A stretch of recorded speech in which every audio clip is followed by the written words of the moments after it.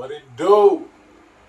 It's DOA back with another episode of Putting It Together. Today, we gonna talk about Montezuma. We gonna talk about the statue called Moor with the Emerald Clusters. It's a special request from one of my followers, I hate saying that, followers, one of my subscribers, one of my primary supporters of this channel, man. It's Jay Palmer. So, man, y'all drop Jay Palmer in the comments. Say, thank you, Jay Palmer, for this content. He requested it from another video. And I'm happy to touch on it, man. Happy to do so. Happy to have that type of engagement. But without further ado, we gonna get into it. So for those of you that don't know, the picture that is in question is this one right here. This is the sculpture in question. Now, they call it Moor with the Emerald Clusters because you can see him holding a tray of emerald clusters. Now, what we do know about the particular statue is that it does represent and depict a Florida Indian. So this is an Aboriginal Floridian, without a shadow of a doubt. That's what we do know about it. Some people say that this might be Chief Santoriba, and this is a historical person, Aboriginal Floridian, and his territory stretched from Florida, from primarily in Jacksonville up to Georgia. That's what some people say that this statue represents. But the reason why I think it could be Montezuma is due to the garb. Now, we see the double disc chest piece, breastplate, chain, if you will. The double disc is a Floridian attribute. So the Floridian tribes of American Indians are known to have this double disc breastplate. But the tray of emerald clusters itself are presumed from Colombia. So that's one thing, Colombia. Now, I do believe personally that Floridian Indians did and could travel to Colombia, probably by boat, definitely by land, but I believe they could probably travel by sea vessel. So I'm not saying that Chief Santoriba could not have traveled down to get some Colombian clusters, or he could have had, cousins from down in Central America bring him up some Colombian clusters. But one thing that I feel like primarily makes it feel like it's Montezuma to me is the crown. But we're going to get into reading a little bit of information from the Metropolitan Museum of Art. This is authored by Helmut Nickel, curator of arms and armor for the Met. Now, I'm going to just read this so, for those of you who might be on the fence about this actually being an American Indian, or before we even get into my presumptions that it could be Montezuma, we just going to go ahead and confirm that it is an American Indian and it is a Floridian.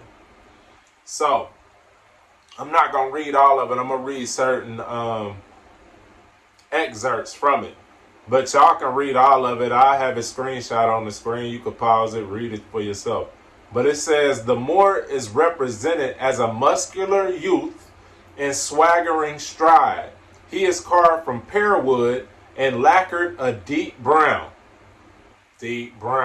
We already know. I told y'all who the real Americans is. Deep brown. Y'all already know what it is. His broadly smiling face with his wide, blunt nose and full lips is clearly meant to be that of a Negro. But his curly hair is, when seen from the front, almost entirely hidden by a jeweled gold feather crown of a type generally associated with romantic images of American Indians. This crown. The Moor's dark brown skin is covered on arms, legs, and body with intricate tattoos, meticulously produced by thousands of tiny dots of blue-black lacquer paint. In splendid contrast to this dark background stands forth the lavish assortment of gem-studded jewelry, necklace, pectoral, armlets, knee bands, cuffs, and greaves, and a belt heavily loaded with pendants to form a fringed skirt. The Moor carries a tray of tortoiseshell containing a matrix of emeralds. This was presented to Elector Augustus, the founder of the Dresden Kunstkammer, by his friend Emperor Rudolph II in 1581.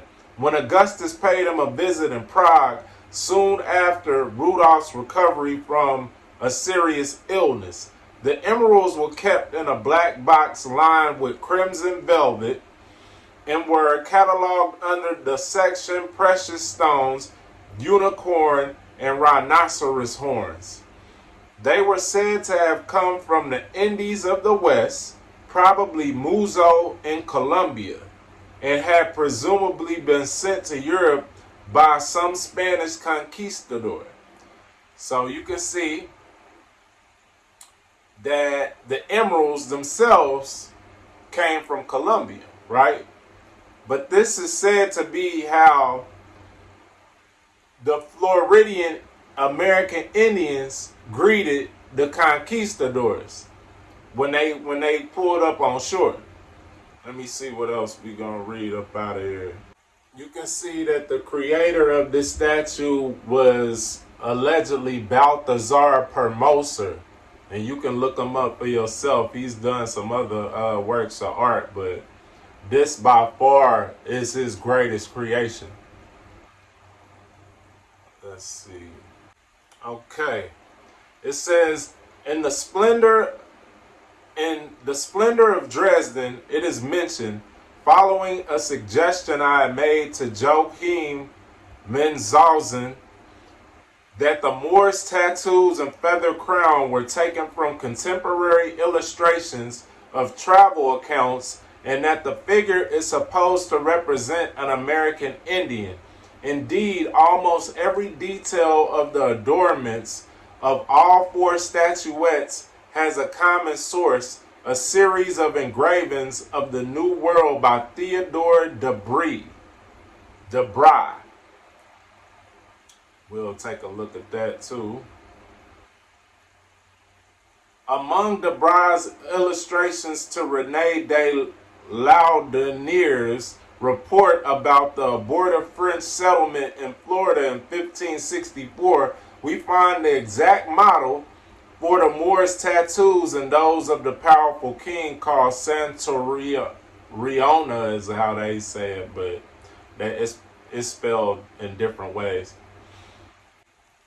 And they say that it's him not only because of the tattoos, but because of the two overlapping discs on the pectoral, those gold discs on the chest.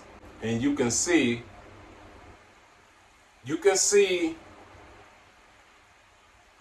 this graphic of Montezuma with his name glyph, Codex Mendoza.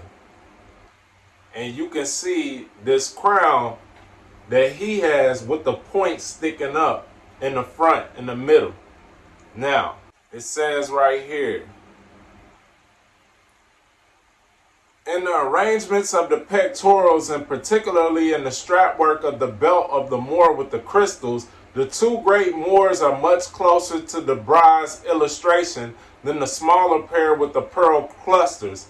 This can mean only that the great Moors were taken directly from the graphic sources and that the small statuettes were made later, as indicated in the Inventar Pretiosin. Pardon me for these names, you see how crazy they are. But it says, however, there is no direct prototype among Debray's engravings for the headdress worn by the great Moors. At first glance, their feather crown looks like the standard plumed ornaments associated with American Indians from the earliest woodcut illustrations but on closer observation, it becomes clear that there is a curious tongue-shaped extension rising from the middle of the brow band. This pointed projection is quite different from the other round-tipped feathers. It is particularly identical to the jeweled tongue that juts up from the feathered headdress of the allegorical figure of America in the tapestry series of the Four Continents, designed by Ludwig van Schuur and woven by the Brussels workshop of Albert Auwerx at the end of the 17th century. The model for this peculiar headdress must have been the diadem of the emperors of Mexico at the time of the conquest, usually called copili. The diadem's other name, Zoli, the jewel-encrusted pointed peak, offers a fair description of its shape and nature. The Zoli was part of the name glyph of Montezuma and is to be found in countless 16th century illustrations identifying this monarch. So, that is why I believe that this could possibly be a sculpture of Montezuma.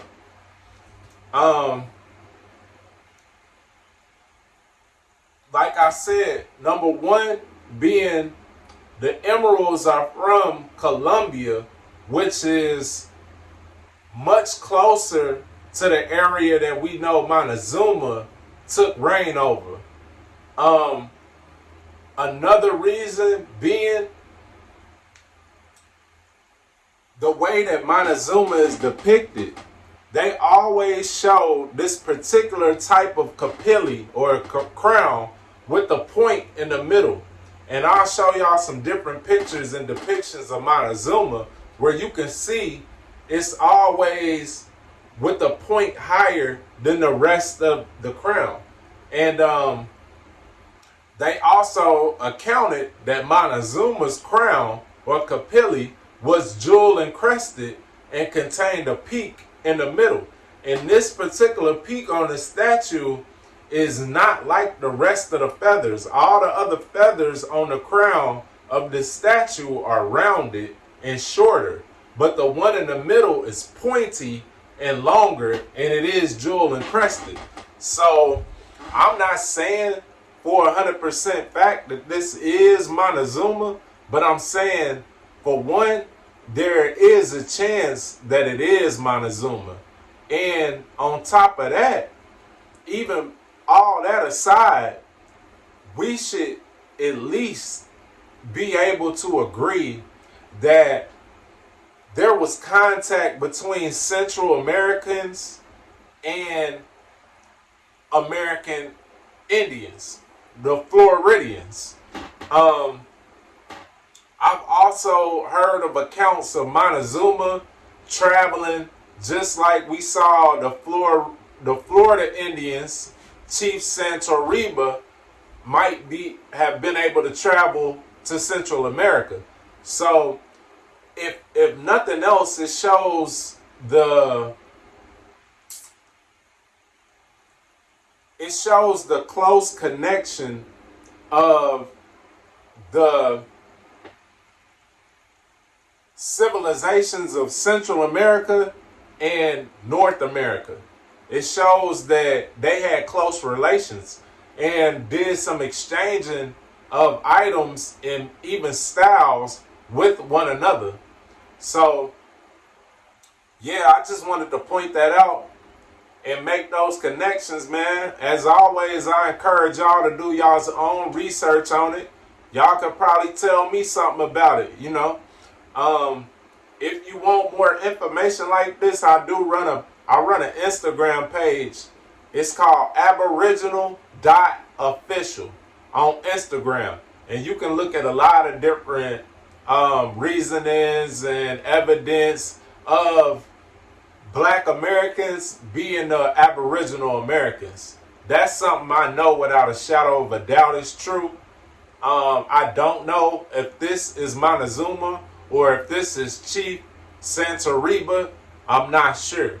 But what we can be sure of is that that crown in that statue, whether it be Chief Santoriba or Montezuma, is characteristic of the Mexican rulers. So there was some give back and forth between the Aztecs and the American Indian tribes. We must have been in close relation with one another. And yeah, man, I'm gonna just leave it right there for today. But as always, man, it's a pleasure having y'all. I appreciate we cracked the barrier of 100 subscribers. We crossed that finish line, so we moving on to the next. We going up next to the 200 subscribers, trying to get this page up so we can get the knowledge out with greater efficiency. So I appreciate all of y'all for subscribing, viewing, liking, commenting, all of that. And as always, it's peace and love, love and light, wisdom and insight, DOA, putting it together. To the next episode, man. Peace.